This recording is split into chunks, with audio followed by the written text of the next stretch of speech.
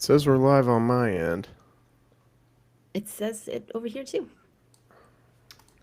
We're not popping up as live on my phone, though. Oh, there we go. Yeah, I see it on YouTube. Yep. Got it? So now we can't see the chat from here, right? So we need to have that pulled up. Okay. Right. Hey, everybody, if you're in there. There's so many new things tonight. We're doing a new recording software for the first time live, which definitely is the safe way to do it. So sorry if this is a little awkward. I'm going to post a link on socials real quick. Okay. All right, I got the chat ready. Oh, cool.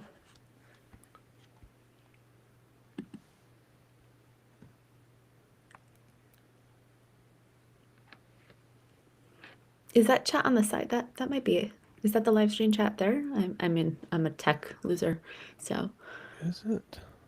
Is it? Poop vein? Hey, it's What Poop up? Vein. Yeah, Oh, Poop wow, Vein. that's cool. So we don't have to have the video open then. Yay! Oh, yeah. What's up, guys? Hell Hey, Colonel. yeah. Hey, Jordan. Oh, Hey sweet. guys! Oh, sick. That's so cool. Okay, now that's cool. I like that. Glad we figured that out before we got too far. How's it going, everybody? Good. Oh yeah, that is cool. Okay, now I'm seeing. That's what you're nice. saying. Isn't Yeah. that awesome? We don't That's have to really like cool. scroll through screenshots on our phone. I know. Oh, we Oh, can is that see how you right guys were now. doing it Yay. before? Yes. Oh man, that's brutal. It was brutal. All right. Are we ready to go? How's everybody feeling? I'm so Good. ready. Let's do this. No, Good? bunch of notes last night. Yeah. Should we rock and roll? Let's rock. Let's rock. Let's rock. Okay. Welcome everyone to Perfect Organism, the Alien Saga podcast. I'm Patrick, and I'm joined by Holden Wilhoit. And ah. Let's I'm just not going do that again. first. All right, Nobody I else got going to fucking go? Dude, the jump Andy scare. Geek Girl. Micah Green. Holden Wilhoit.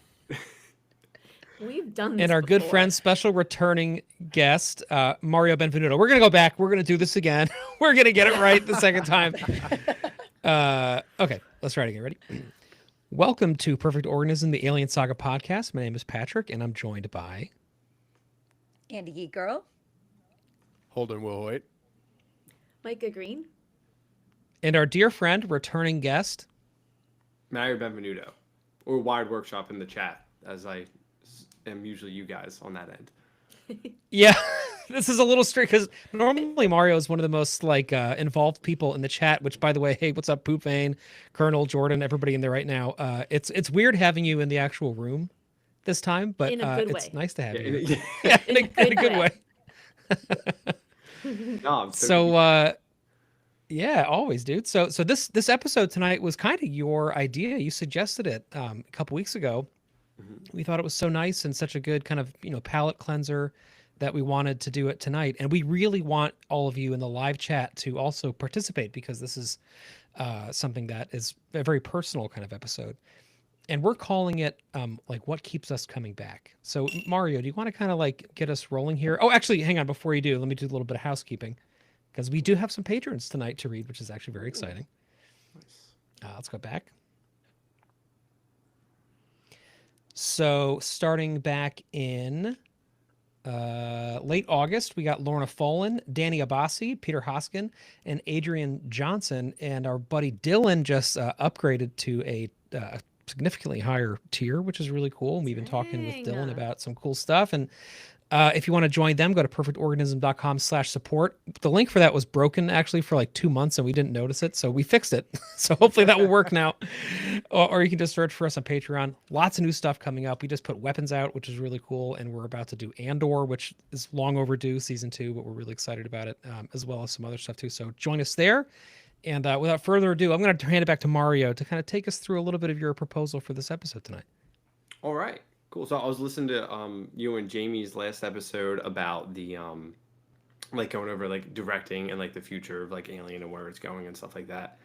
I know there's been a lot of maybe just on the hardcore fan side of like negative things with Earth and Romulus and stuff like that. Whereas I think like the masses of people probably all really love that stuff, but like the fans who like love this stuff every day can like there could be one thing that just kind of like derails everybody, and then you guys have talked about like comments and people bickering back and forth. So I think my question is more for like the hardcore fans who are with this every day, which would be people listening or watching this, would be like, what is the thing about Alien, even if like there's things that you don't like about the newer stuff that's coming out? Like, what is it that keeps you coming back to like the franchise and the things that you mainly love? Like, is it something specific, like the story, characters, even like Weaver as Ripley and stuff like that? So that's the main question of what keeps you coming back for more, even if there's like the last 10 or 20 years just did not hit for you and you're still here. Who wants to start? I got a couple answers that I've been thinking about, but who wants to start us? You do it. Go for it. Sounds like you're rearing Me? Oh, Go okay. for it. So I also we have another Connecticut person in the chat. That's exciting. I am here from the beginning for the creature more than anything else, which sounds super reductive and super simple. But it's true. I almost wish that it weren't true. Like as much as I like love these characters so much and they're so huge in my life, my office here is not full of human characters. It's full of the creature. And I think for me, something that I've always loved about it is that it scares me in such a unique way because it thrills me the exact same amount that it scares me, It's one of those things that I just never get tired of looking at. And I think part of what I love about a movie like Covenant, for example, right, which I frequently, kind of go to bat for a little, is because even in Alien Covenant, which has characterizations that are all over the place and a lot of, very kind of sloppy narrative things, the creature is just still so cool. Like I love the neomorphs in that movie. I love how when we get the protomorph, it's like so vicious and it's so interesting. And I love how normally I don't like when they change the design for movies, although they do it every single time. But I really like how that one feels very strange. Like I think Odd Studio did a beautiful job of making it look a little less biomechanical and giving us something that kind of worked in a different way. And it kind of suited the almost Frankensteinian feel, like the vibe, the gothic horror vibe of that film. So that's really it. When I'm online looking at art, the first thing I always go to is art of the Alien. Like the two people I was talking to before we started recording tonight were Tristan Jones and Dane Hallett, and there's a reason for that. I mean, it's like all of us, I think, who really love this thing so much, kind of find each other and gravitate. And I think when I am watching a movie or a show, something that helps me if I'm personally checking out because of other things that are going on is often the creatures. Taking Alien Earth, for example, there's a lot of things that I'm not crazy about in the final show. There's a lot of things that I am very crazy about in it as well. But something that I love is that we got all these new creatures. Like that was something that the whole time I was just so enthralled by. And like getting a creature like the TSLS in the saga at this point, like it's just so cool. I mean, it's such an interesting idea, execution, design. It makes my imagination go all sorts of really cool places. And so to me, that's just a huge part of it. I think a lot of that is informed, speaking personally, from how I kind of got into this from the very beginning, which really was through the toys. And this is something that's come up, a lot. But I think for me, like my earliest, before I saw Alien or Aliens, before I even knew that they were movies, I knew that these toys existed. And I knew that I really wanted them for Christmas and for birthdays. And I knew that I was trading as many Hot Wheels as I could get my hands on in the playground. Like I was doing a drug deal in the parking lot of an elementary school. It'd be like, you bring the Flying Queen on Monday, I'll bring 2 semis. You know what I mean? I'll meet you in the back, put it in a bag. I don't know why I talked like that when I was 7, but I did. And like those moments to me are so special of like looking at this thing and feeling so mystified by it. So whenever something new comes out, I'm always looking at the creatures.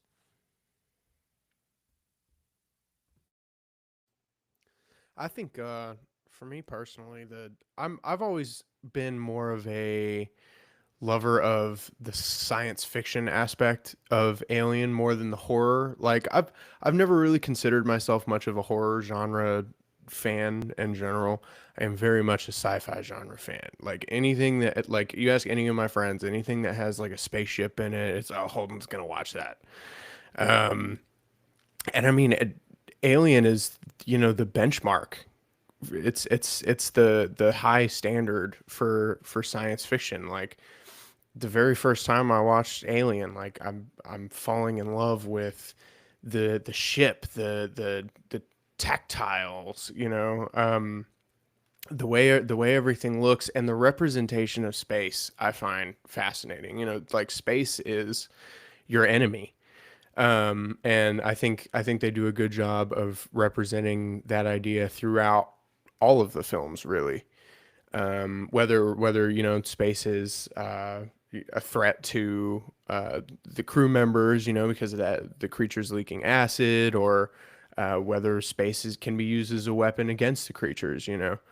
Um, that's honestly like the thing that I love most about Alien is the realism and respect that it pays towards our universe and how big it is and what all could be out there. It's fascinating, and it's held my brain in a headlock since I was a kid.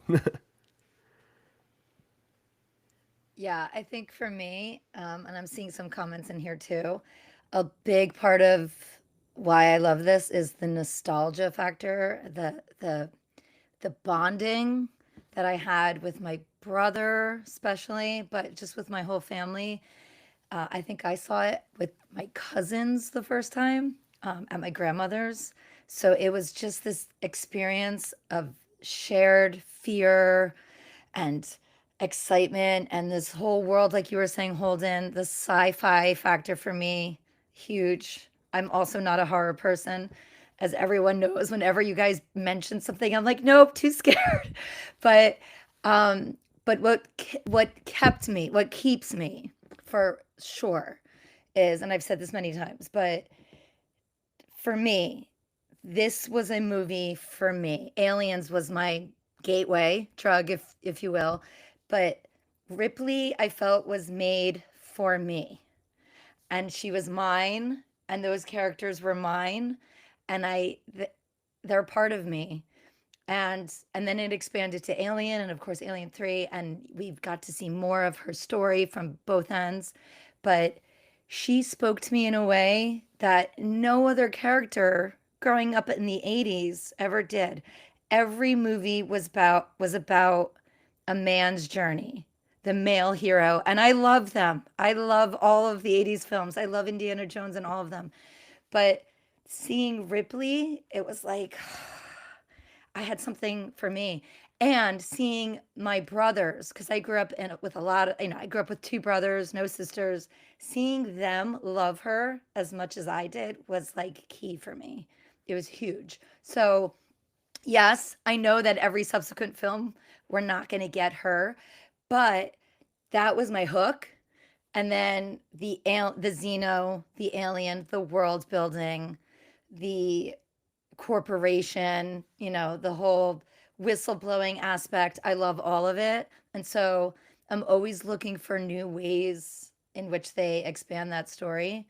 And I always find something I love, whether it's, I mean, not so much Prometheus, but there's still some things I love about it. But I always try to at least find something to hook me. I'm going to watch anything Alien for the rest of my life. Like whatever it is, I'm going to watch it. So, but that was my hook. That was my initial pull.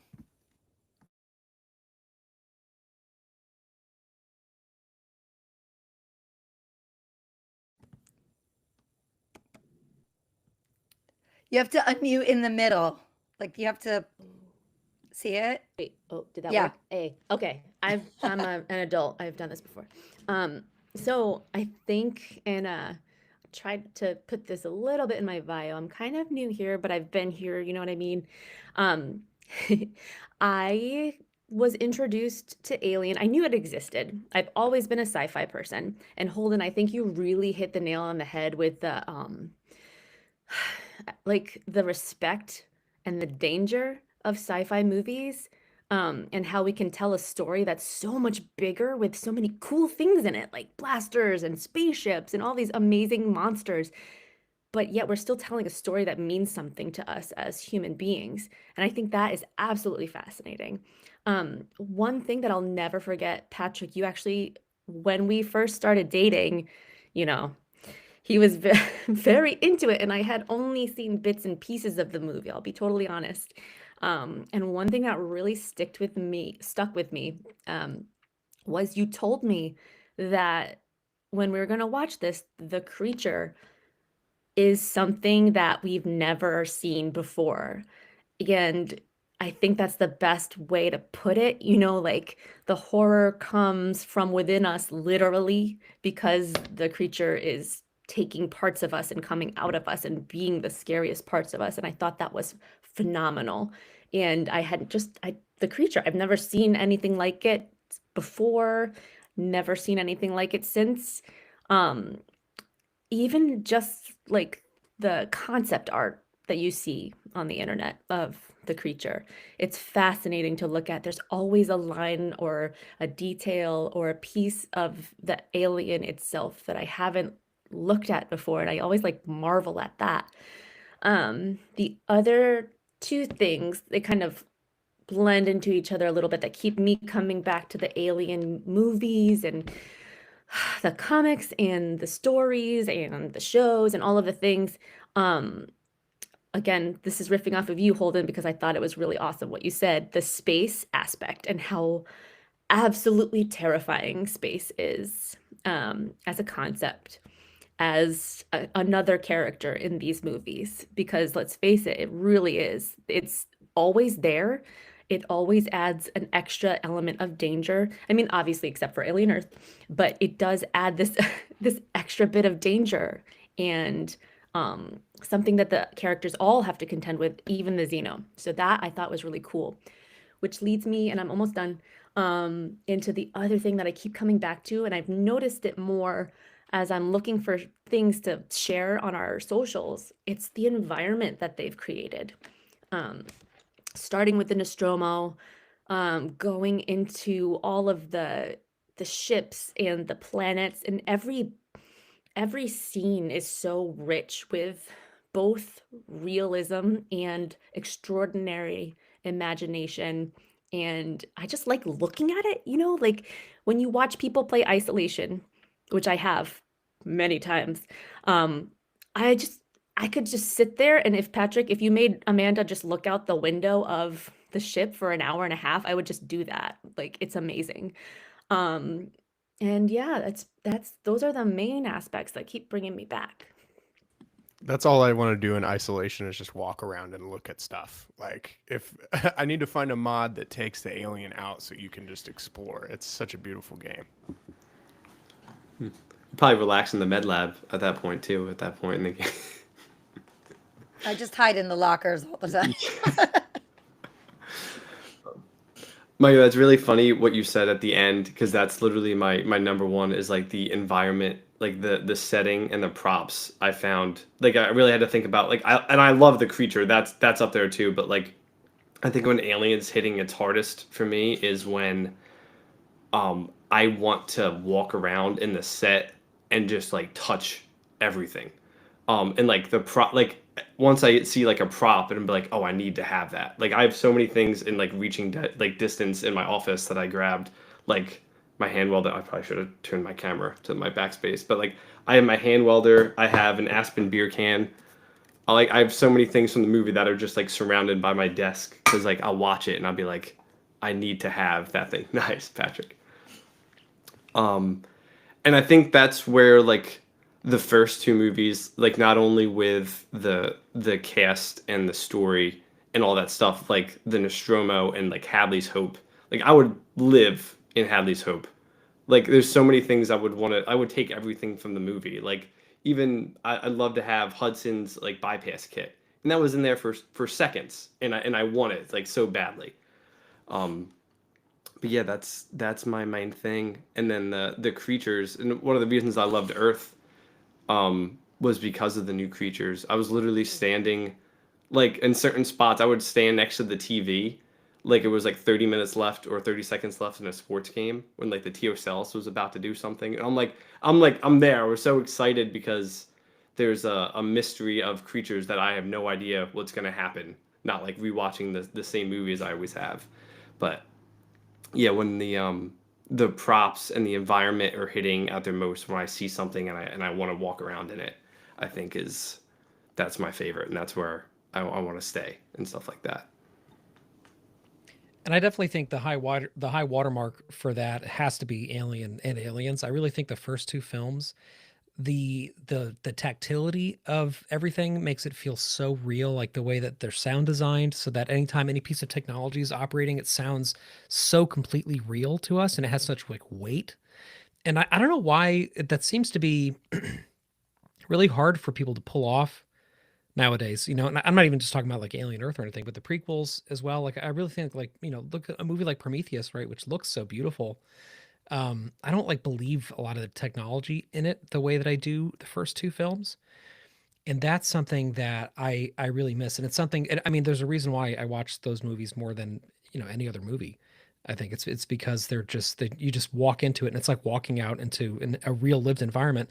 And like, so to Holden and Micah's point about space, I think part of what I love so much about these movies, when they're done well, is they make it feel like I'm actually doing that. Like I'm actually like leaving. It's like true escapism.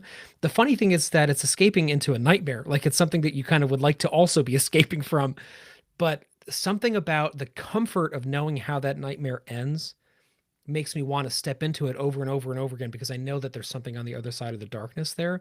And on the way to that other side, I'm going to be surrounded by things that feel so real to me. Especially the older I get, the harder it is to use my imagination the way that I used to, because I feel like when I was a kid, everything felt like that, right? Like I could just be sitting in a tree and that tree would just be a space station and I wouldn't have to think too much about it. But like you kind of lose that as you get older, or at least I have. But when I watch the movies, I don't. Like I just forget that I'm in our house. Like I just start thinking that I'm in, LV-426 or something, Hadley's Hope. And I think that is something that I really, really, really love. And probably why the first three films in particular, I really just revisit a lot. Because it's a chance to space travel and feel like you're really doing it. And I think especially when you look at movies at the time, like when Alien came out, space travel was treated so fantastically, like the only thing before this where that treated it in somewhat of a documentary, format was 2001: A Space Odyssey, which, we've done a whole frame rate on, and obviously it's an incredible masterpiece. That I think has a similar sense of like realness to it, even though it is out in space and it's, technology that we don't have, etc. But then Alien comes along and it's like watching like recovered documentary footage of an actual thing that really happened. That sense of realism that it brought is really just an amazing achievement. And Alien Isolation keeps coming up in the YouTube chat, and agreed with everybody who's saying that it's up there with the very best things in the franchise. I mean, I was thinking about Isolation this morning because I'm always thinking about Isolation, and I was like thinking how improbable it is that it is like so good. I mean, it's so good, and it's been 11 years since that game came out almost, and it still feels totally, perfect. Like I wouldn't change it at all. And you talk to people who have like complaints about it, and their complaints are always like, oh, it's a little too long, which I'm like, that's not really, you could stop the game if you want to stop the game. But like, if you don't, you do have like 40 hours of playtime ahead of you. Or if you're like me and Holden and Micah, you just spend most of the time looking out the windows and the sides of the station of Sevastopol. But I'm saying all that to say, I think part of why Isolation is so enduringly great is because it's scary and because it's really beautifully made, but also because it does the same thing that the first two, especially films, do, which is it makes you feel like you're stepping into an actual lived experience outside of our planet, far away, that feels human and yet feels totally foreign to us. And it does that through verisimilitude, which you can take a shot if you're doing a drinking game. How often I say verisimilitude. So I think that's something that I really love. And I think when Alien is working at its best, it really is still doing that. It's capturing that sense of like, this is real,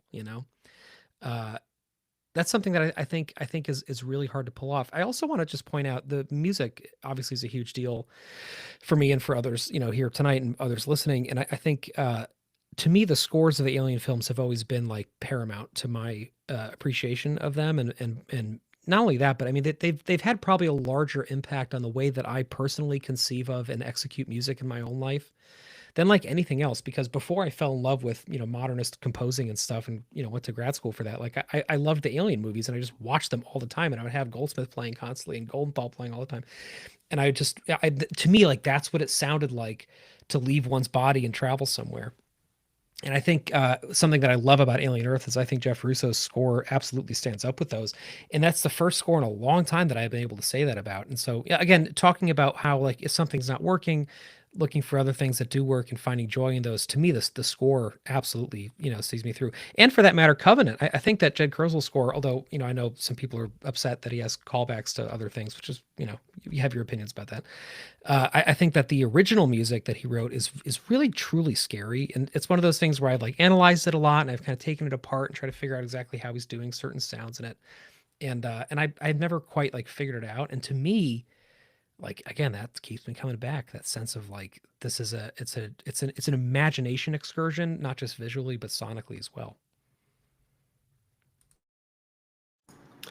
For sure, like you said, Patrick, the first movie feel like as I get older, I love Alien more. Like I grew up with Aliens. That was I didn't even know. I thought Aliens was the first movie in the franchise for the longest time, and then I was like, what is like where are the Marines at? When I first saw it when I was younger, I'm like, this isn't like what is this? And the older I get, the more I love Alien because it doesn't feel like a grand movie, and it is, but it feels like you're watching security camera footage from the Nostromo that's like streaming back to Weyland-Yutani, back to somewhere. Like it feels like it could totally happen, and the fact that there's no like, I don't want to like ruin Star Wars for anybody, but like the Force, and I'm not the biggest fan of that, and like the Force and stuff like that, where there's like some like magical thing. Like who's to say there's not a weird alien parasite somewhere in space that we just haven't found yet?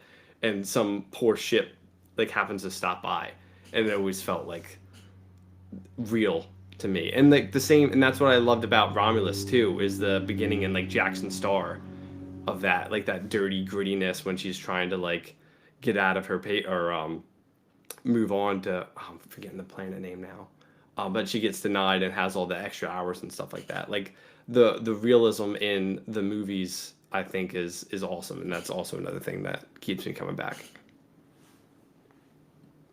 I think going back to the realism thing, part of what I really love when Alien works 100%, like, because I mean, I've come on here, I give a lot of love to most Alien things, but I do have some issues here and there with the new stuff, even with some of the old stuff. But another thing that is really special about Aliens, Alien 3, and now we're seeing a lot of it in Alien Earth, I think we see some of it in Romulus, is the realism and the grounding in the world comes from the actors being grounded in their characters. And I think this is best exemplified, obviously, in Alien with Sigourney Weaver as Ripley, with that whole core cast. Not one of them are unbelievable in this incredibly fantastical setting with crazy things happening left and right. I believe every single one of them, the entire movie. And like to your point, Mario, with Star Wars, especially the newer ones, it's easy to go to that setting in my brain where it's like, oh, this is fun. It's fun, and that's not a bad thing at all. But when I watch characters like Ellen Ripley or Morrow now, these characters are so grounded in reality that I believe where they are. I believe what is happening to them, and I believe that there is a xenomorph about to rip them in half, or they have to cling onto the side of the wall to not get sucked out of the airlock. I believe them so much because they believe it. And I think that's incredibly magical, especially in a sci-fi setting. Yeah, and the first and second film, like those actors had to develop the characters on their own a little bit, come up with their own little backstory tidbits and develop relationships with each other off screen as their characters, like famously the Marines going to boot camp together, or I forget who was it. Ridley Scott sewed some sort of drama between Sigourney and Veronica Cartwright or something along those lines, to where their confrontation would have a little bit more like charge behind it. Like it's those actors spent real time together and spent real time developing their characters together. And I don't feel like we get a lot of that anymore. Like Hollywood is so obsessed with um, method acting. Jared Leto's out here method acting on the Tron set. And that's just, a shorthand for stomping around set being an asshole to everybody. I feel like Alien and Aliens in particular were built a little bit differently in terms of the way that like their cast handled themselves on set and the way they developed relationships with each other. Oh, we are joined in medias res by by Perry Chicos. What's up, Perry? What's up? What up, man? We're just How's it talking going? Back from Hey, the Perry. dead. the alien movies. Great. I joined an amazing conversation then. Can't wait.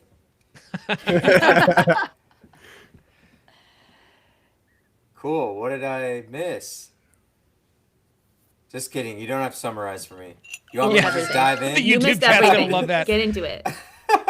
Yeah, so Holden just kind of wrapped up we'll cut this out of the fun. You guys are getting to see how the sausage is made now, those of you in the chat. You didn't We'll have cut to this say it out. like that. Yeah, that's disgusting. I'm How sorry. the hot dogs are made. Yeah, you see the hot dog. That sounds delicious. But so Holden was just talking, and I already forgot what you were talking about. It looks like it's daytime outside, Holden. But is that a white curtain behind you? Yeah, it is. Like your time zone's not that far up. All right. Yeah, whoever wants to kind of keep the ball rolling, let's keep moving. Holden was talking about how different some of the characters, we were talking about how grounded they are in their situation, which is crazy because it's sci-fi. So it's obviously heightened in things that we don't experience here on Earth. We've got xenomorphs, we've got space stations, we've got cryo sleep, all of those cool things. But yet you believe them, right? When you're watching Sigourney Weaver play Ellen Ripley, or if you're watching Babu Sise playing Morrow. I keep going back to those two because obviously biased. But Holden was saying that it's really incredible that these characters can be so grounded in such a fantastical reality. I think a testament too to like especially the first two movies, the fact that people like I'm gonna like Rico Ross, and I'm trying to think of it's Mark something, Drake's character. They will go to like, yes, thank you. They will go to Comic-Con still at like for their characters in Aliens, which is amazing. But they died in the first half of the movie. Like they were side character Marines, and it's like, oh, obviously everyone knows Frost and Drake, and it's just like I can't think of really any movie where like side characters like that played such a big role that people remembered. And it's like even like Spunkmeyer and Pharaoh, and like there's so many good Marines who like you do not see. Like it's not like it was Vasquez or Hudson or like the last like 7 people that were in the actual movie. And it's so cool that the side character Marines are still going around for that movie that they did like over 25 years ago, and it's so cool. Join our Patreon and you can hear all about all of the episodes we've done to talk about them.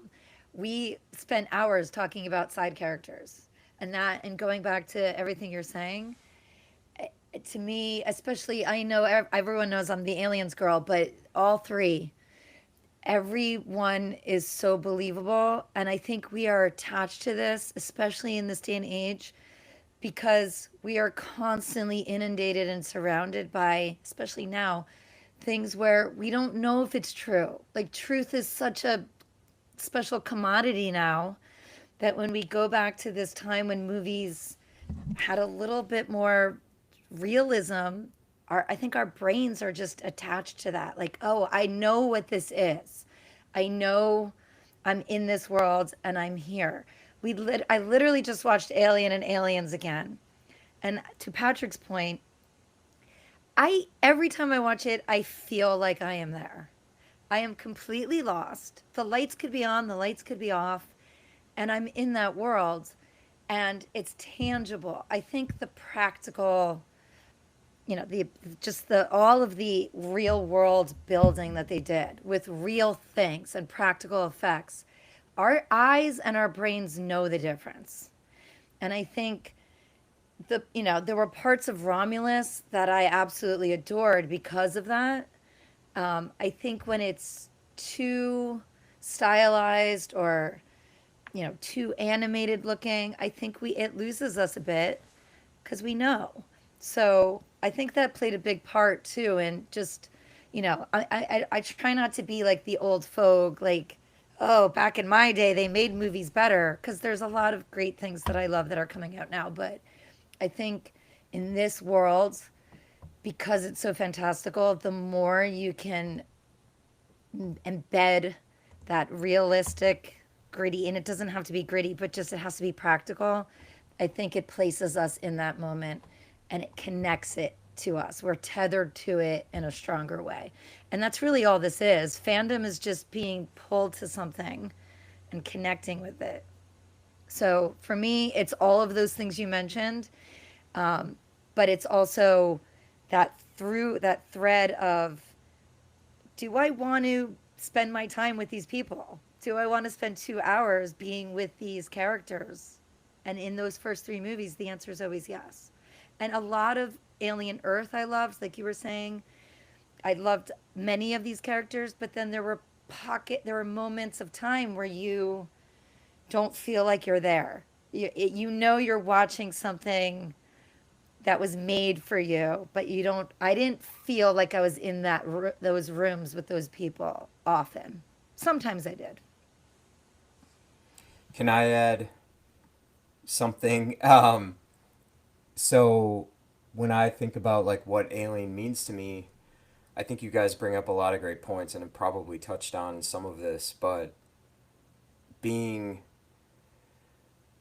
growing up and watching these films when I was younger, you attach yourself to the characters, to the story, and the entertainment of the cinematic storytelling in that way. Over the years, though, you learn and understand, and as you grow and become more wise, you understand more things that are deep rooted in these characters and in the writing of these films. And so for me, so much of coming back to Alien, at least like the original 3 films, is so much about Ripley's story and those characters, like Mario talking about Mark Rolson and even Jeanette, like Vasquez, all those guys, like they're still doing cons and things like that. And yes, they may or may not have been in the film that long, but I feel like they built such a wonderful community with each other and just such a great relationship with each other, and you really feel that through the screen as you're watching these things. And I just want to touch on the fact too that I rewatch those films so much because of the nostalgia, because of where it brings me to personally. But it's like, I think for all of us, there are times where we can just have those movies on in the background, or we choose to watch them over any of like the 30 plus movies that I have in my Amazon Prime library. I like always go back to Alien, or like there's a few other 80s films that I'll watch, like Blade Runner over and over again. The Lost Boys is one that I love a lot, but it's like the way those films make me feel so much. And it's I don't know what you want to call it, but like nowadays when I go to movies or see anything new that comes out, I just am not. I don't know if there's a disconnect with maybe the source material that I'm watching, or I'm just not as closely in line with something like that. Although they're like great films, like I'm thinking of like One Battle After Another, right? Like I just went to that in the movie theater a couple weeks ago, but I'm not like hoping to or wanting to like need to see that movie again, and I mean that in the best way possible. I don't like. There's even films like I don't know, like Tarantino movies, like Inglorious Bastards, Django Unchained, things like that, like films that were like a really great ride, and I have watched them a few times again, but I've never watched any other films so many times as much as I've watched the Alien films, and so it's yeah, there's just like there's this developed love for these characters and like the message at the end, like the overarching story, the big picture that I really truly fall in love with. And I feel like now Hollywood films kind of are like these fast highs that they give us to like go to the theater and watch something. I know that's not every film, but I just feel like that's more of like a trending topic, whereas like these films that were made in the 80s, 90s, like you look at the Matrix trilogy, um, Jurassic Park, Terminator, obviously, things like that. These are films that were just so much work and so much sweat, blood, sweat, and tears were like put into these movies, and you really feel that in such a special way through those films. I don't know what you want to call it, but it just like holds like this reverence that's so special and is something that I think Ripley, like her character, carries with her in like almost the most perfect way possible to how to tell a story, that it just sticks with you so well. Like I don't think, and maybe I'm grateful for this, but I don't think I've ever like spoken to anybody that like had something negative to say about the movie Alien beside it being like scary or something like that.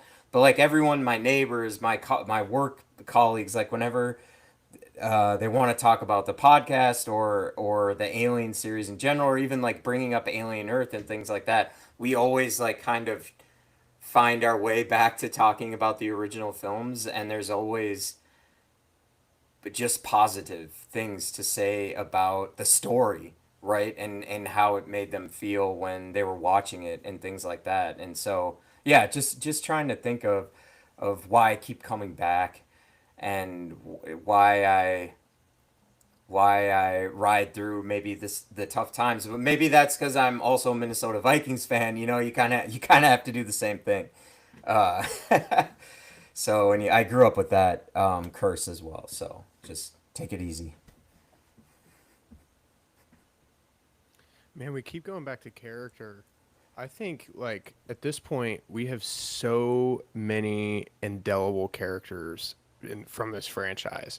I mean, no matter how you feel about like Romulus and Alien Earth, and even the prequels, like Romulus gave us Andy, who I think is pretty universally loved.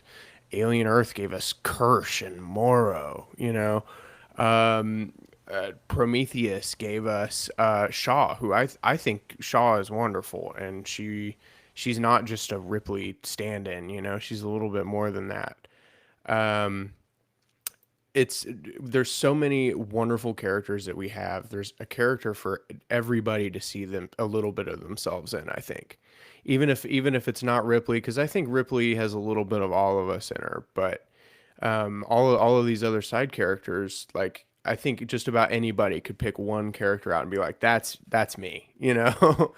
um, and I think that's so great. There's so many just very personable, very standout characters that just lock into our heads forever, and that's so special. We say it all the time: character, character, character. If nobody gives a shit about your characters, nobody's gonna give a shit about your story.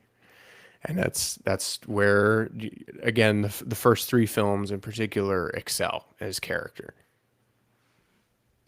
And I absolutely think, I think the first three films, and I mean, let's be honest, in terms of popular culture, the first two films, like we all love Alien 3, but I'm not, kidding myself that most people out there do, especially the first two films. The characters are so incredible. Like there's not a weak link in either of those movies.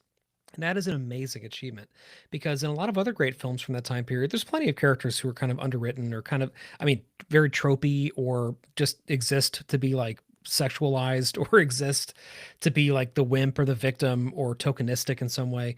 But Alien is not like that. And Aliens has a much bigger cast, and that cast is not a wasted scrap of anything. That cast is incredible from the very beginning to the very end.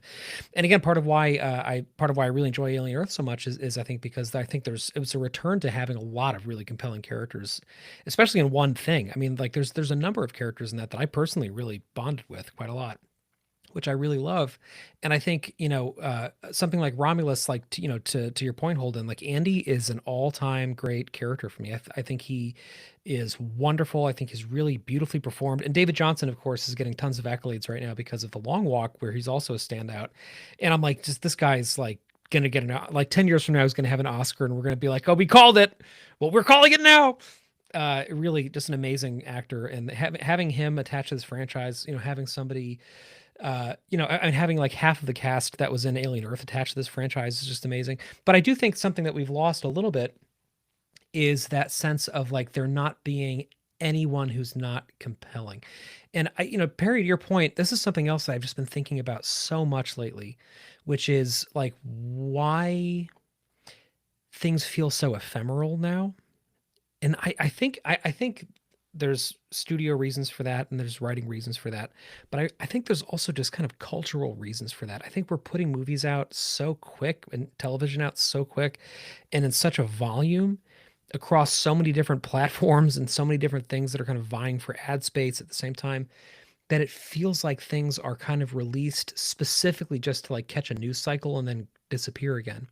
And there's something beautiful. You look back at when Aliens came out, like that was on the heels of, I mean, fucking Blade Runner came out a few years before that. E.T. came out right before that. I mean, it's just the mid 80s is just early to mid 80s is littered with like masterpiece after masterpiece. And a lot of crap came out too, and we kind of forget about it and move on. But even that crap was almost all original ideas, like new characters and adaptations of books. And now it's like it just feels like we've switched models to this very kind of consumerist, like get out the toys, get out, make the next marketing season.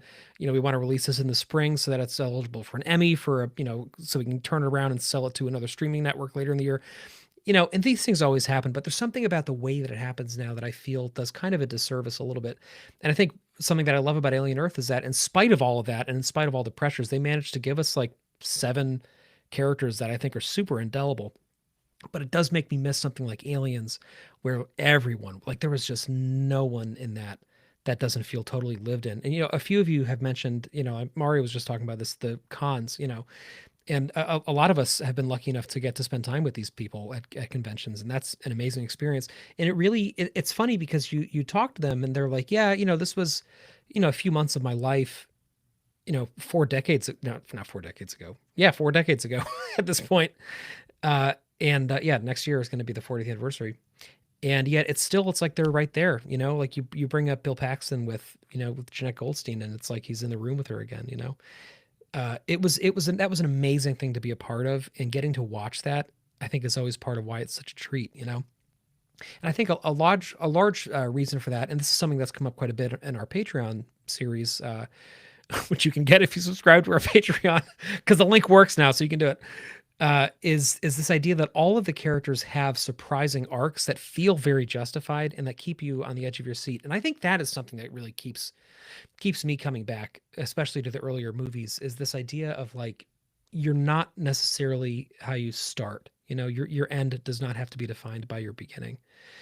And that's a beautiful thing, because it's something that it's something that we witness in our lives, and it's something that we can aspire to, like Hudson's journey from just being this like just insufferable, like non-serious guy, who had serious moments, but was by and large just kind of there to like fuck around.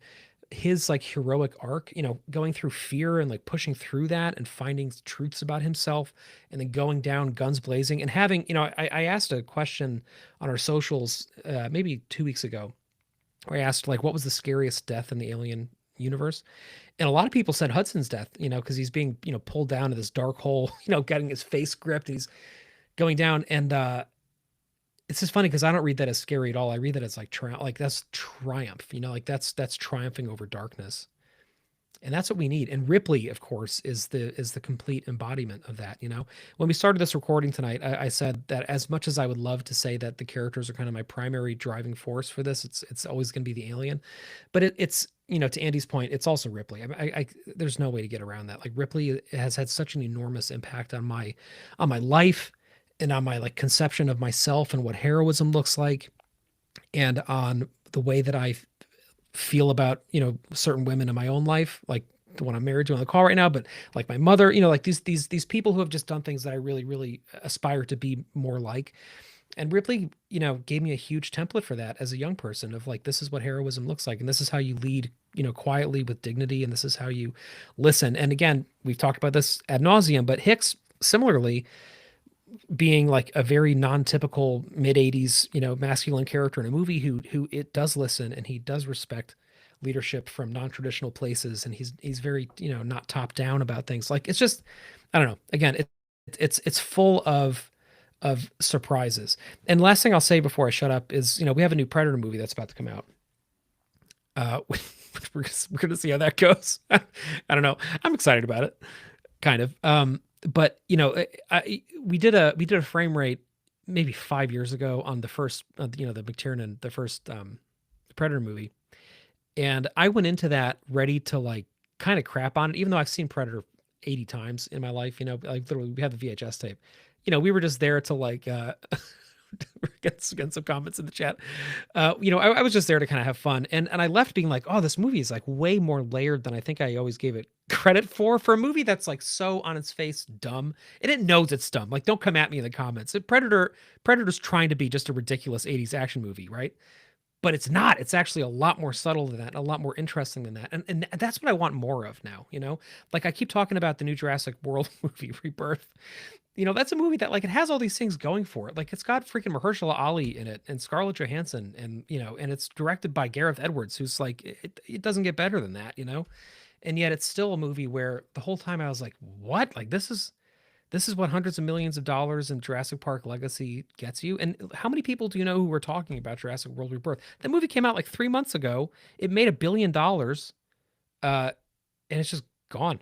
Nobody talks about it, And I think it's part of this larger issue that we're kind of talking about, which is it just feels forgettable. But when you have characters who go on true journeys, and when you have filmmakers who release things that feel unique and special, and they're released in a way where a studio doesn't just shoot it off to video in 3 weeks, but actually gives it a long shelf life, I think you start to see, masterpieces emerge.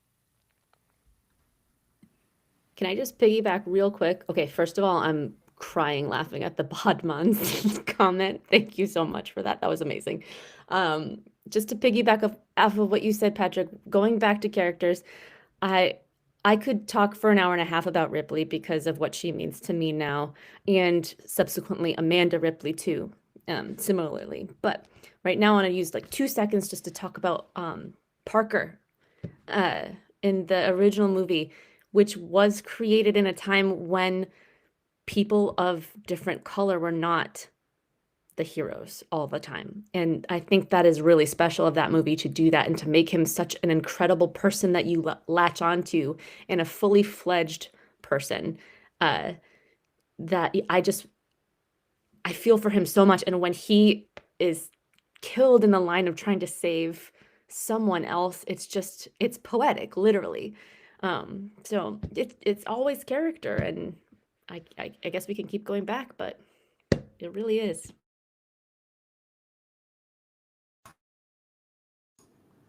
It's funny you say that about Parker. Him, and go back to the realism thing a little bit. When Dallas is asking them how long it's going to take to fix the ship, and he asks Brett, and he gives him I think it's 6 hours, and then Parker gets back on the radio and tells Dallas it's going to take about 14 hours. And I find that hilarious, because working in construction, you can kind of see how you would be with your coworker, and then you have the foreman or the supervisors ahead of you, and you're talking to your buddy who's okay, we're going to give ourselves plenty of time, even though it's only going to take even, and that's such a small part in the movie, but it means it just adds that effect that you can relate to as well. And Holden, you were talking about Holden and Patrick, you guys were talking about Andy. as soon as Ripley was like, when the prequels come out, like once Ripley was done and stuff like that, I'm always team creature. Like even in Earth, like I want to see these creatures tear people apart. Like I'm team Xeno all the way. I want to see that thing win, and Predator for that matter, which I keep getting let down. So I'm excited about this movie because I'm hoping to see a Predator live after this one. Um, but when I got to Romulus, I was the same way. I'm like, okay, I hope the Xeno finally wins and like this whole cast dies. 15 minutes into the movie, I'm like, I want to see Andy make it out of this because I love Andy so much. And he did such a great job. And I actually think I can't find a bad synthetic or one that I don't like. Even Call from Resurrection, I liked. And Michael Fassbender, I think, kind of put both of those prequels on his back. Like, if you take David out of those movies, I think it's a lot rougher time. But yeah, I think every synthetic going back from Ash, Bishop, David, and Andy, and even in Earth, like you guys said, Kirsch is one of my favorite characters in Earth, and even I guess the hybrids too. I really love most of them, and they all actually felt like kids when Smee and Slightly are just like clapping each other up and talking about how it was like me and my buddies in like fourth grade talking about something cool we just saw. It was really awesome to see. But yeah, the synthetics are actually another big part of, I think, these movies for me and why I keep coming back. Yeah, I agree about the synthetics because, or, the variations of them, because we know, for the most part, we know that they are. I think we look for the humanity in them more, almost. Like we seek it out in them. And so we latch onto the characteristics that we find human, whether it's flawed or heroic. It's like, yes, they're synthetic, but I see that about them that I really like, and I really do think there's a pull there toward that, from Ash, despite his flaws, all the way to Andy and beyond. I also loved the children, and maybe not the whole Peter Pan aspect, but I really did love those characters because that's what you're looking for. You're looking for the childlike quality. You're looking for the humanity. And sometimes we don't see the humanity in our fellow humans, right? We see the one flaw, we see something about them we like or we don't like, and we don't see the whole picture. And then with the synthetics, it's really the humanity that stands out for them. So I love all those characters. It begins and ends with the characters to me. And when the Xeno is portrayed in such a way where it is a character, that's when it shines, right? I think most of our criticisms when we do criticize the alien is when it's portrayed in a way that's uncharacteristic to its own nature, maybe, or it's not shown in a way where it's believable. But it absolutely is another character that we all love for not just its look, but how it interacts, especially in the first, Big Chap, when it's quiet, when it's not just shredding people like in Alien Earth, that's when it's scary to me. I don't think it's any more terrifying than in The Narcissist when it's just lying there. Like, what is this? So when it's when it's portrayed in the most actorly way, if that's a word, I think that's when we latch on to it the most. But yeah, these movies begin and die with characters. And one more thing, and when it has time to breathe, we talked about that, right? The best part of Romulus is not when it jumped from set piece to set piece toward the end. It was the beginning, when we had time with them. We need time with our fellow humans and our characters. We need to know them. And I think in this modern day, studios think we want the TikTok version of characters, and we're dying for the, sitting in a room and having a conversation for 5 hours at a bar version of these characters. And I think they need to bring that back, because when it does start, going into chaos and everything's hectic, we're with them and we care about them and we don't want them to die. Yeah, great points, Andy. I wanted to add a little bit to the synthetic just our love for the synthetics. Like Mario, you bring up a lot of great points, and I love that you're Team Xeno all the way. I think we very much all are when everything else sort of falls apart or just is missing. I guess I'll put it that way. Uh, I think what is so profound and so intriguing about the synthetics and the xenomorph is they're so unpredictable, right? And they're these characters that you wouldn't think have a sense of humanity. And I think that is shown through Ash, right? Like if anyone knows the character of Ash, and has truly been surprised or uh, like was really on that journey with the twist in Alien when you first watched it, you realize that these types of characters aren't predictable. They're mysterious. You can't um, you don't really know like what they're going to do and what's coming, and you feel that in Ripley's journey with Bishop in Aliens too, right? Like you're there with her, you don't really trust this person because of what she went through. But then you look at, you go through, you talk to David, like talk about David and his character in the prequels. That's one thing that I love about watching Fassbender play that role is because he does it in such a way that makes it so mysterious. You don't know whether to trust him, and what his actual motive is, and that's what I loved, like what Hawley brought to Kirsch, in writing Kirsch's character, and Morrow even though he's a cyborg, but like there's these elements of unpredictability that really draw you in, and it's the mysterious around or their motives that are so mysterious that you just can't really figure out. And that's what I really enjoyed, one of the aspects I really enjoyed about Alien Earth, but something that I also very much love about all the monsters, the Xeno specifically, but then these additional characters, monsters or specimens in Alien Earth as well, that we really don't know what it is that they want or what their end goal is, what they're trying to do. And after all these years of like watching the Xenomorph too, like I'm still intrigued by that thing, and I'm still trying to figure out exactly what it is that it wants, or what it's trying to do. Even after all these directors have like added their own storytelling element into that character, Fede, Halle, Jean-Pierre Jeunet, like it's just it's it's so I can't like keep my eyes off of it in a sense, and and I just like love that deep aspect of yeah, I guess their character. I don't know what else to call it, Andy. Like you said it in a good way, and you don't really think of it like that, but that's like really when the Xeno shines.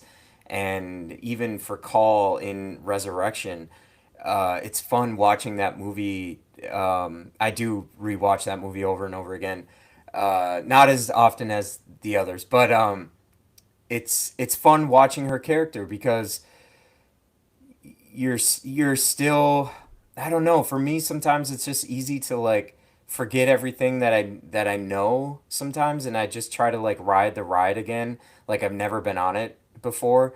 And so it's fun to see those characters make the choices that I've seen them do over and over again, but try to pull something new out of that, I guess. And that's just something that's so great about obviously rewatching Aliens, Alien 3, the prequels, and things like that. I love rewatching these films because there's just so much put into it. It's so fun to see and try to find new things, new meanings, in all of these, in rewatching those things, and I just don't feel like we always get that in newer age films. It's just very like straightforward and more simple, and so not everything, but like yeah, you know what I mean. And so I love that the synthetics and the Xeno, or or any specimen in general in the Alien franchise, they just have like this link in that way of this unpredictability and this mysteriousness.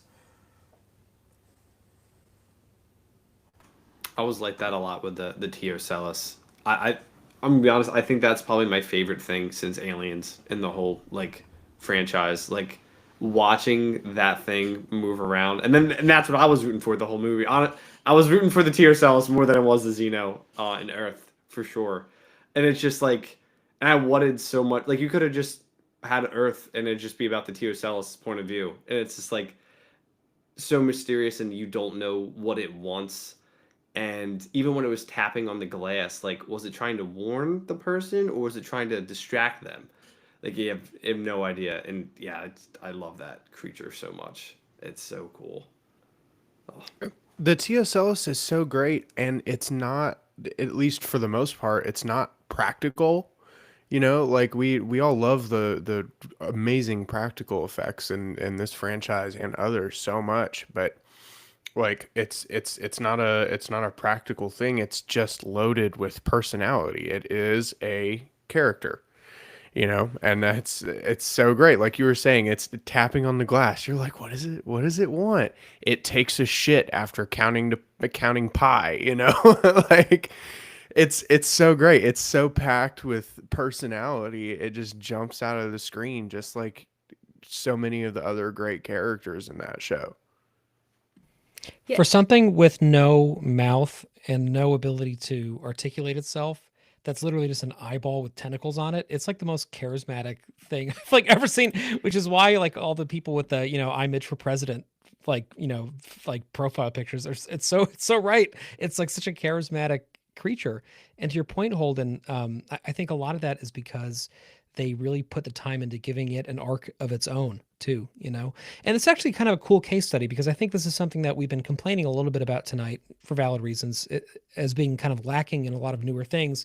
And yet in Alien Earth, they did that with this like creature that in most other films or TV shows would have just been kind of like a B movie monster kind of joke, because it's kind of funny that it, takes the eye and then everybody looks kind of weird and they're, zombies or whatever. But the way that like we kind of gradually learn that the TSLS is an observer and that kind of defines what she does, like that she's something who watches and then mimics and then acts and figures out a way to survive. And then part of why Mario, we started kind of rooting for it a little is because I think we see ourselves in that a little bit, and then we think like this creature was stolen from her home world up to 6 decades ago, right? One would assume that she was part of some kind of like a tribe or a family or some kind of a pack or whatever they migrate in, murder of eye midges or something, and taken and then trapped in a yeah, we're gonna call it that, we're coining it, and then trapped inside of a glass tube and observed herself, right? And the whole time the humans thought, and the humans being Weyland-Yutani, thought that they were the ones observing her. She was the ones observing them. And like, that's such a cool thing to kind of gradually realize as you're watching this, that like, she's not just this passive prisoner, like she's brilliant. So when she finds, when she kind of engineers her escape, and then what's so cool is in the end, she actually does find freedom. Like she has a human host body that's not going anywhere, and she has like some modicum. I mean, she's escaped for the first time her cage, right? Because even when she was free earlier, she was still free within the confines of the crashed ship or within the confines of, a lunch tray or box or whatever. Like she was always kind of in some sort of a box. And at the end of the movie, she's at the end of the show, she's not. She's, walking the surf of an island on a far off planet. And I think that's a really cool arc for any character to have, let alone, a freaking eyeball. So I think, yeah, Holden, I think you're absolutely right. And to your other point, just briefly, you're right that although it was not primarily a practical effect, they did amazing things in terms of animating it.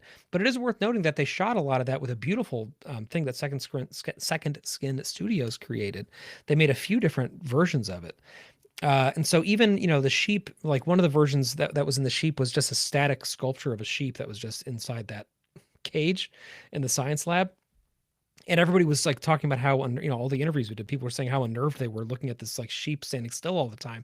And they kept that, and that gave it this beautiful level of uncanniness that this thing is completely inert. And yet it's alive. So like they filmed a lot of it practically, which I think is really cool. And I think helps a lot when you put that work in, and then gives you better, lighting references and things. And then when they did go back and put the CG on it, I think it held up really well because the performances around it really held up too. Can I just say too about the T.S. Ellis? You were saying, Patrick, that she's in this cage. Um, she's not in cryo like the humans are too. So the entire time, those decades, she's just waiting for that one opportunity. And when she gets it, even though she's literally an eyeball, you know what she's thinking, which is so cool for a tiny little thing. And not only is she incredibly communicative, being just this little eyeball, she's terrifying. And I do root for her 100,000%. Even with beloved characters. Like, I really like Hermit, but I kind of wanted the T.S. Ellis to get him. And I mean, I think that it's so fascinating that she doesn't say or one word or make any sound that's not through someone else's voice, like the sheep bleating or just like kind of grunts that the human hosts make. She just speaks so much with nothing. And that's really special for something that's so new. Like we were saying, like you don't really get movies like we used to anymore, and it sounds like an old geezer thing to say, but it is true. I mean, to your point, Perry, we have Jurassic Park, Blade Runner, Indiana Jones, all of these movies that will never go anywhere, but it is rare these days, at least for me, to have something like that that's so memorable and evocative that I'm rooting for her to win. Yeah, T.S. Ellis for president all the way. It's funny too because I think between like the Xeno and the T.S. Ellis, I think they work their best the opposite way. For me, the Xeno is best when it's around and you don't see it. I think is what's the scariest about it. I've never been scared of the Xeno in a movie. I've been watching this since like 4 years, and I'm not trying to say I don't get scared of things. My dad would scare me with like those like glasses and the nose thing. I would get scared as a kid. For some reason, the Xeno, it never got to me. Isolation, it got me. But I think when you know it's around and you can't see it is what makes it terrifying. And the T.S. Ellis, I think, is the total opposite because it's when it's in the sheep and it's literally in the back, like it might not even be the main focus of the shot with when like Isaac is going through the lab and the sheep is just standing there. And the camera's like passing Isaac as he's walking by and the sheep is just standing still and you kind of just see it eyeing up Isaac. It's just waiting for its chance. So just watching that standing completely still in a cage, I think, is scarier than watching the Xeno in a cage because you kind of understand what the Xeno wants to do. You have no idea what the T.S. Ellis wants to do while it's trapped or what it's just waiting to do. This is going to sound really weird, but I think she's beautiful and photogenic as hell. When the camera lingers on her, you're like, she's the star of this shot, right? And you know, like you were saying, to your point, some of it's practical, but it's this CG character, but she's absolutely is the star. It's incredible that this little thing, they've made her the star. Like, look how many Halloween costumes we're getting on IG with the variations of her in different eyes and the sheep. And, I can't wait to see. I'm so excited for Halloween this year just to see her. I want to see all the iterations of her. But I think she was mesmerizing, and I think she stole the show from the Xeno 100%. And I think that's part of why it really didn't resonate for a lot of people too. I know there were a lot of, we can look at all the issues. And I think for the nostalgia factor for the people who love these films primarily because of the Xeno, it was a little painful to watch. It's almost like the fading like football, the quarterback who can no longer throw anymore, and it's like the next person's coming up. It almost felt like that on this show, and not to take away from the Xeno, we all love that creature, but it was almost like the filmmakers and the storytellers kind of were pushing the image to be the star. Almost like, I don't know if that was their intention, but that's how it came across. Those shots of the sheep with the midge, some of my favorite shots. Like when it would end on her, I was like, this is a great ending. Like I could just watch her watching us, watching them the whole time. The only creature that outshines the xenomorph for me, and this came up in the chat a minute ago, is the space jockey. I don't know if you guys remember the first time that you saw the space jockey. I can like smell the air in the room that I was in when I watched it for the first time. That made such an imprint in my brain, like because it's the first like verified alien thing that you see in the film, right? You're like, what the fuck is that? And even going back and rewatching, like the space jockey got face hugged, space jockey got chest bursted. What the fuck came out of that? What was big enough to face hug that? It presents so many incredible questions, and it's effectively a statue. But it's a statue that tells this crazy story that could go in so many different directions. The space jockey has always been one of my favorite elements of Alien. I can't believe I haven't mentioned it until now. It's funny you say that too, because of the fact that they don't mention, like they show that in the beginning before the Xeno is even brought up, and they show that for how long is that scene? Probably no longer than 2 minutes, where they enter that before they go down into the eggs, and then it's nothing anymore. The whole movie, they leave, they go back up to the Nostromo, and it's done. So then after the movie's done, and like you're talking about it, I guess like back at that time, you're like, oh, what was that thing in the beginning? And then you don't know what it is. So then your mind just going like nuts on trying to figure out what it is. And that's one thing I wish we got a lot more with like the newer stuff with Romulus, with Earth, is like that mystery aspect. Besides some of the creatures that you're not sure what it's going to do, they're not showing you something and then just leaving it and not leaving you wonder like, wait, what was that? And that without an answer, it's almost better to leave it open-ended like they did in Alien, which is crazy to think of how big that like set piece was. They showed it for 2 minutes. It's like, all right, we're going to move on. You guys have fun with that for the next like 30 years trying to figure out what that was. Yeah, it's cosmic horror, but it's also cosmic wonder. Like I mentioned at the beginning of this episode, like the universe is huge. There's so much out there that we have no clue. We've never seen it. There's infinite possibilities essentially, and I think that Alien Earth, at least for me, brought a little bit of that back with the Teocellus, like we've been talking about, with the orchid. That thing freaked me out, seeing it move around like that, and flora disguised as fauna, like that brought a little bit of that cosmic wonder back. Like this could be something that's out there. I love it. I do think there's really something to be said for mystery, to Mario's point, in general. And I think that's something that I've wrestled with a little bit, because I don't know how receptive audiences are to that. Like, and I'm not saying that we're not anymore, but I might be. Jamie and I, in our last episode, we were talking about Denis Villeneuve potentially directing, the next Alien film. And I was mentioning, I got some heat for this in YouTube comments. Let me be clear. Denny is like one of my favorite directors in the world. I don't know if people realize we have another podcast dedicated to the Blade Runner movies, but because of that, it's 50% dedicated to Denis Villeneuve. I love that guy. And I think he's one of the best directors of our lifetimes. But I struggle a little bit to think of his Alien movie necessarily resonating with audiences. And I say that because I keep having this thing happen where I think people are not going to like something that I also did not like, and then I'm really wrong about it.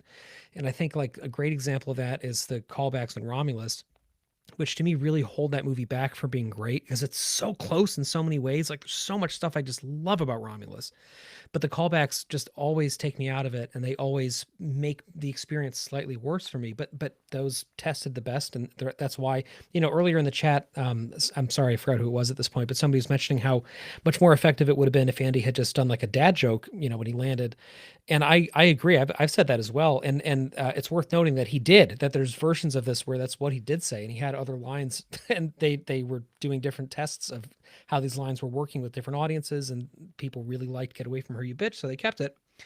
And that is like, what I'm talking about. And episode 5 for Alien Earth, which again to me is the weakest part of it, is the one that most people that I know who are not hardcore Alien fans, and also many very hardcore Alien fans, think was the strongest episode of it.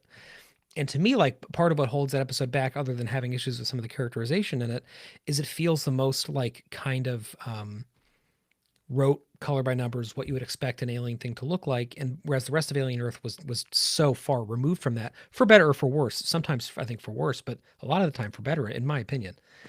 And so I guess all I'm trying to say is, like, if people are happier having things that are comforting with Alien, things that feel familiar, then the idea of reintroducing mystery to it might not go over well. But let me be clear, because this will probably get excerpted from YouTube and people will get mad at me for saying that. I'm not saying I don't want mystery in Alien. I do. I want mystery in Alien. I want ancient cosmic horror. Like we were talking about in the chat earlier, I'm eternally grateful that we never got the third prequel from Ridley, let alone the other 4 that he was saying he was going to do, because the way that's left off now is not necessarily a direct one-to-one, this happens and then we get to the events of Alien. Like, David is single-handedly the reason why the Xeno exists, because now it just looks like, to me at least, that he's kind of replicating a formula or replicating technology that the engineers had, and, you know, trying to recreate things that they were studying and stumbled upon this new version of it. So, like, I can kind of make that work. And the original Alien can still feel like a different organism to me that is actually truly unknowable. And that's why it is. And that's why in Covenant, you know, the protomorph that we have is so aggressive and kind of Alien Earth-like in that way. You know, whereas in Ridley's first film, like, the, you know, the alien was slow and dancer like and balletic, you know. So all this is to say, I would love to have more mystery. I would love to blow millions of dollars on a soundstage like they did, you know, with Space Jockey Chamber, and to show it for 2 minutes, and to have the whole world go, "What the fuck was that? Like, why why did they put so much budget into this one thing and then not explain it?" And I would love that. I just don't know if audiences would. Like, I envision people on, you know, Facebook, for example, being really upset about it and being like, "Oh, like what are they trying to do? Like, what is this supposed to be? Like, what, there's a plot hole. Like, it doesn't make any sense. It doesn't fit with what we know. It's just different." And whereas, like, when Alien came out, there was none of that, like, constant kind of yipping and yapping about everything that happened. So you could kind of just, like, put a mystery out there and, like, not have this expectation that there's going to be an answer to it. That sometimes happens, I think, in movies now, but a lot less than it used to. And I would love for the next Alien project to be a step back in that direction, to give us something totally unexplained, to let us see the aftermath of something and never have to see why it happened, you know, to never have to know, like, oh, this happened because this happened. It would be so liberating to me. And I think as a movie going public, I think we still have the capacity to do that, but will studios take a chance on it? I don't know. I feel it hurt the same as you, Patrick. You're watching Romulus for the first time, you're having like a good time, and then that line comes out, and it just like it almost like derails like the whole movie, because now like moving forward, you're trying not to think about like what that just, and like Andy or David Johnson talking, like him saying to Fede, "Please don't make me say that," makes it like a little bit sweeter, just knowing like he didn't even want to say that, but. Yeah, it's such a tricky thing. I did like the callbacks, the subtle callbacks in Earth. I think was probably the best use to callbacks I've ever seen. Like some of the camera shots with the 2 engineers in like the loading bay, with like mimicking like Lambert, and some of those shots were like, if you don't live with it every day, you never know. Like none of my family would pick up that that was a direct scene from the first movie, but it's like you're looking at it and it's not thrown like right in your face. I think is a good way to do it.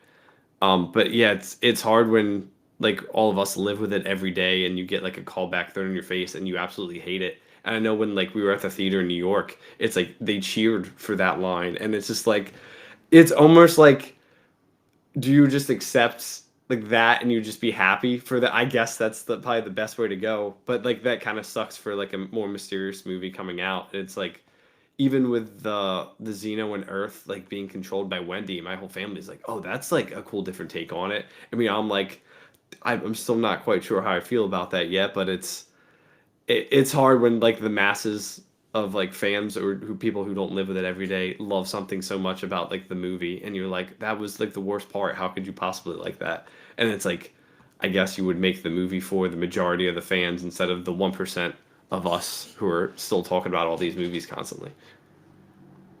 I think it's really cool that you said that, Mario, because Patrick, you and I have been talking about this a lot.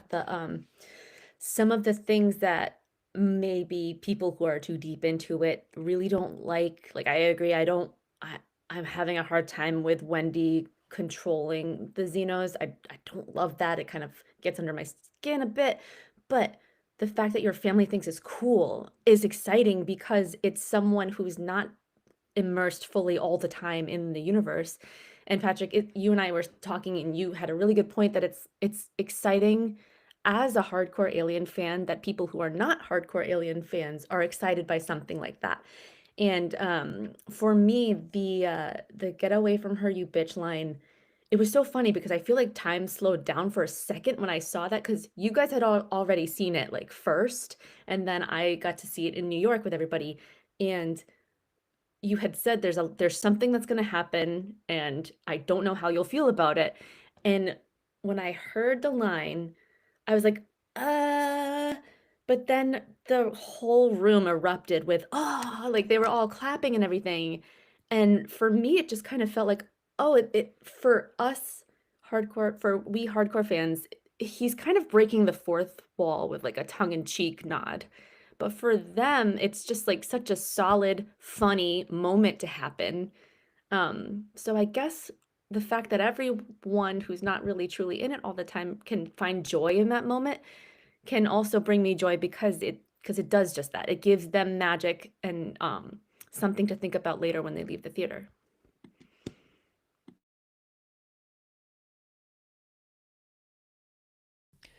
Well, I think with that, unless anybody has anything else to say, we're going to come to a close here. But before we do, it's been a long time since we've done this. I'm going to read every single active patron that we have, because you deserve to have your name read, and you're worth it. So thank you for supporting us. We lost a couple, over the last few months, and then we gained more back. So it seems like people are kind of back in the saddle with us, and we love it, and we love you. And we love all of you in the chat. Thank you so much for joining us tonight. This has been so much fun. This is like so much better than recording without a live chat.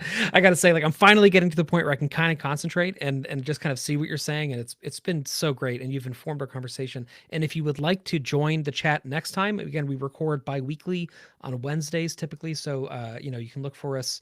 I don't know when the next Wednesday will be, but if you just go to our YouTube, subscribe to Perfect Organism on YouTube, and then hit the bell icon so you get notified, you'll get a notification when we do go live. And again, it's usually about 9:00 Eastern, East Coast time in the evening. And it's great. Like we would love to make this, like we said last time, basically kind of like movie nights, so like when you were in high school or something and you had a friend group and you were all a bunch of movie nerds and you got together and you hung out after you saw something, that we're trying to recreate that. So if you'd like to join, we'd really love to have you in here and just kind of hang out every other week.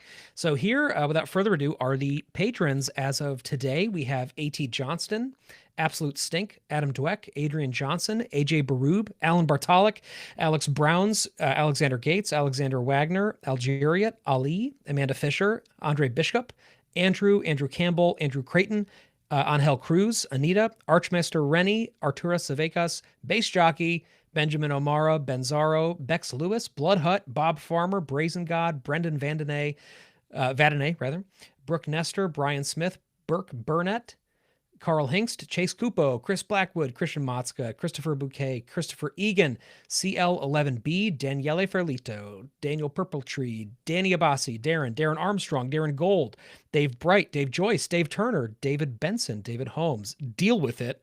That's not me saying that. That's his person's name. Deal With It. Although also Deal With It. Dino, Derek and Justin, Dylan, Dom, Doug Freechin, Douglas J. Davis Jr., Douglas McNaught, Dwayne Namor King, Elmeados, Erica Ferlito, Eric Poop Vein Stevens. What up, Poop Vein? Forrest McKnight, Fred in the Clouds, Frederick Faith, Gary Smith, Gavin Hay, G. Latorre Yates, Gene McDonald, Glenn Burfield, Greg Bromley, Gregory Stempful, Ian Hughes, ISFO, Ivy, Jason Judah, Jeff, who did our logo, Jeff DeLoff, Giovanni Mason, Jeremiah White, Jonas Holmston, Jordacious, Jordan Kerrigan, Joseph Rosner, Josh Cambrian, Joshua Rivers, Joshua Robinson, Juliana Margison, Justin Baker, Callie Reed, Carl McLean, Ken S., Kevin Kyle, Larry Cornett, Laura, Lee Proctor, Lorna Folan, Manu B., Marcus, Mario Benvenuto. Hey, thank you, man.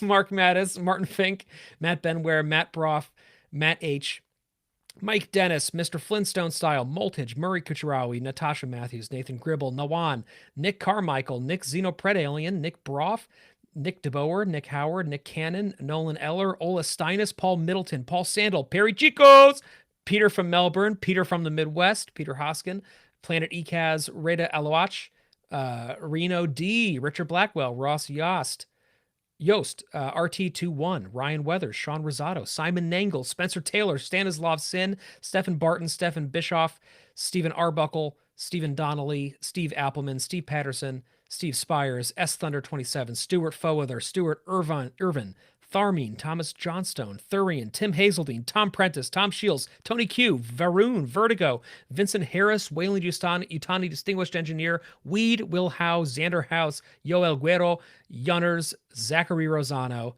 and Zarnold Quigley.